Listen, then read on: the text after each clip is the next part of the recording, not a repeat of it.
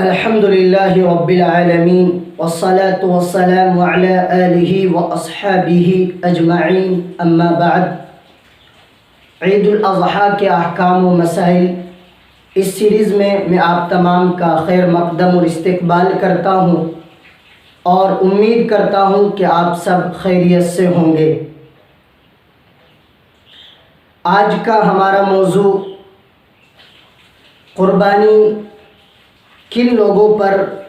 واجب ہے اور کن لوگوں پر قربانی واجب نہیں ہے۔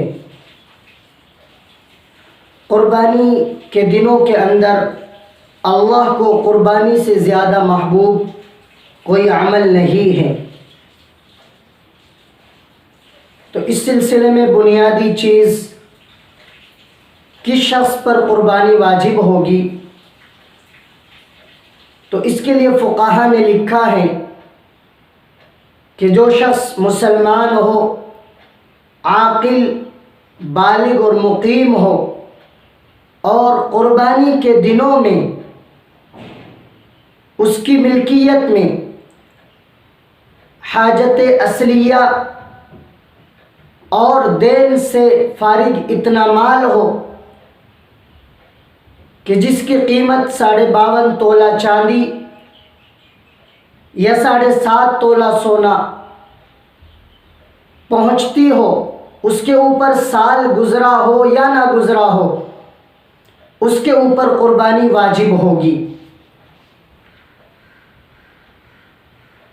نمبر 1، مسلمان ہونا، یہ پہلی شرط ہے، گویا کہ غیر مسلم پر قربانی واجب نہیں ہے۔ نمبر 2، عاقل ہونا، ایک آدمی کے پاس مال تو ہے لیکن وہ عاقل نہیں ہے تو اس کے اوپر بھی قربانی واجب نہیں ہوگی۔ کیوں؟ اس لیے کہ وہ شریعت کا مکلف نہیں ہے۔ تیسری چیز، اگر کوئی نابالغ بچہ صاحب نصاب ہے، مالدار ہے، تو اس کے اوپر بھی قربانی واجب نہیں ہے۔ اسی طریقے سے ایک آدمی مالدار ہے لیکن وہ شرعی مسافر ہے تو شرعی مسافر کے اوپر بھی قربانی واجب نہیں ہے۔ ایک لفظ آیا، حاجت اصلیہ سے کیا مراد ہے؟ حاجت اصلیہ سے مراد یعنی اس کی جان اور آبرو کے لیے اتنا مال ہونا کہ اگر وہ نہ ہو تو اس کی جان جانے یا اس کی آبرو جانے کا خطرہ ہو، اس کے پاس اتنا مال ہونا چاہیے۔ اسی طرح اس کے پاس سونا اور چاندی تو نہیں ہے لیکن اس کے پاس تجارتی سامان ہے یا ضرورت اصلیہ سے زائد سامان ہے اور اس کی قیمت 52.5 تولہ چاندی یا 7.5 تولہ سونے کو پہنچ جاتی ہے تو اس کے اوپر بھی قربانی واجب ہوگی۔ قربانی کے وجوب اور زکوٰۃ کے وجوب میں فرق یہ ہے کہ قربانی کے واجب ہونے کے لیے مال پر حولان حول یعنی سال کا گزرنا ضروری نہیں ہے، اور زکوٰۃ کے لیے یہ ضروری ہے کہ اس کے اوپر 1 سال مکمل گزر جائے تب زکوٰۃ واجب ہوگی۔ تو عاقل ہونا، بالغ ہونا، مقیم ہونا، مسافر ہونا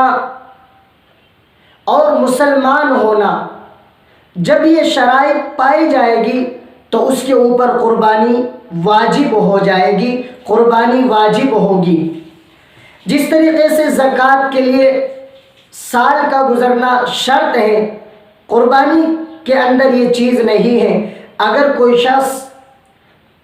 10 ذی الحجہ، 11 ذی الحجہ یا 12 ذی الحجہ کے سورج غروب ہونے سے پہلے پہلے اگر کوئی شخص صاحب نصاب ہوتا ہے تو اس کے اوپر قربانی واجب ہوگی، قربانی ادا کرنا ضروری ہوگا۔ ایک مسئلہ یہ ہے کہ بہت سارے حضرات پوچھتے ہیں کہ جی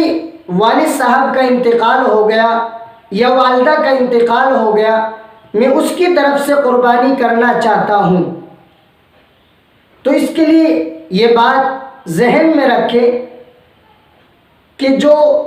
موجود ہیں اور صاحب نصاب ہیں، زندہ ہیں، اس کے اوپر قربانی واجب ہے، اور جو گزر گئے ان کے لیے قربانی نفل ہے،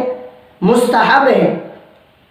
بہت سارے حضرات اپنی طرف سے قربانی چھوڑ دیتے ہیں، والدین کے لیے قربانی کرتے ہیں جو جن کا انتقال ہو گیا۔ یہ جائز اور درست نہیں ہے، بلکہ پہلے آپ سمجھ لیجئے کہ جو انتقال کر گئے ان کے لیے نفل ہیں، اور جو موجود ہیں ان کے لیے واجب ہیں اگر وہ صاحب نصاب ہیں۔ اسی طریقے سے ایک مسئلہ یہ آتا ہے کہ گھر میں 4-5 افراد رہتے ہیں، والدین ہیں، والدہ ہیں اور بھائی بہن ہیں، تو کیا ایک کی طرف سے قربانی واجب ہوگی؟ یہاں بھی یہ بات ذہن میں رہے کہ اگر پورے گھر کے اندر 5 افراد الگ الگ صاحب نصاب ہیں تو ہر ایک کے اوپر قربانی واجب ہوگی، کسی ایک کی طرف سے قربانی کرنا کافی نہیں ہوگا۔ جو قربانی نہیں کرے گا وہ گناہگار ہوگا اور اس کو واجب کے چھوٹنے کا گناہ ہوگا۔ ایک مسئلہ یہ بھی بہت زیادہ پایا جاتا ہے قربانی کے تعلق سے کہ ایک آدمی کے 7 حصے ہو گئے اور وہ یہ کہتا ہے کہ جی میرے 7 حصے ہو گئے اور اب میں اپنی بیوی کے 7 حصے پورے کر لیتا ہوں۔ شریعت کے اندر ایسا کوئی مسئلہ نہیں ہے، بلکہ جب جب آپ صاحب نصاب ہوں گے تو اس وقت تک آپ کے اوپر قربانی واجب ہوگی۔ کوئی تحدید اور تعین نہیں ہے کہ آپ 7 حصے کریں یا 8 حصے کریں یا 10 حصے کریں، بلکہ جب تک آپ صاحب نصاب رہیں گے اس وقت تک آپ کے اوپر قربانی واجب ہوتی رہے گی۔ ایک مسئلہ یہ ہے کہ بعض مرتبہ ایک گھر کے اندر 3-4 بھائی رہتے ہیں اور وہ سارے بھائی اپنے والدین کو پیسہ یا جو بھی ان کے پاس دولت ہے کما کر اپنے والدین کو دیتے ہیں اور ایک مشترکہ اکٹھا ایک جگہ رہتے ہیں۔ تو اگر اس طرح کی جوائنٹ فیملی ہے کہ جس کے اندر سارا کچھ والد یا والدہ کے پاس ہے اور ان کے پاس ہر ایک ان کی اولاد جمع کرتی ہے اور اولاد میں سے کوئی صاحب نصاب نہیں ہے، تو اگر والد یا والدہ حصہ کرتی ہیں، قربانی کرتی ہیں، تو یہ کافی ہوگا، چونکہ جب دوسرے فرد صاحب نصاب نہیں ہے تو ان کے اوپر قربانی بھی واجب نہیں ہوگی، قربانی بھی۔ ایک مسئلہ یہ ہے کہ بعض مرتبہ پوچھتے ہیں کہ جی اللہ کے رسول صلی اللہ علیہ وسلم کے لیے قربانی کرنا، رسول اکرم صلی اللہ علیہ وسلم کا امت پر بہت زیادہ انعام اور اللہ کے رسول کے احسانات ہیں، ضروری ہے کہ امتی رسول اکرم صلی اللہ علیہ وسلم کو یاد رکھیں، لیکن یہ بات ذہن میں رہے کہ اپنا حصہ چھوڑ کر رسول اکرم صلی اللہ علیہ وسلم کی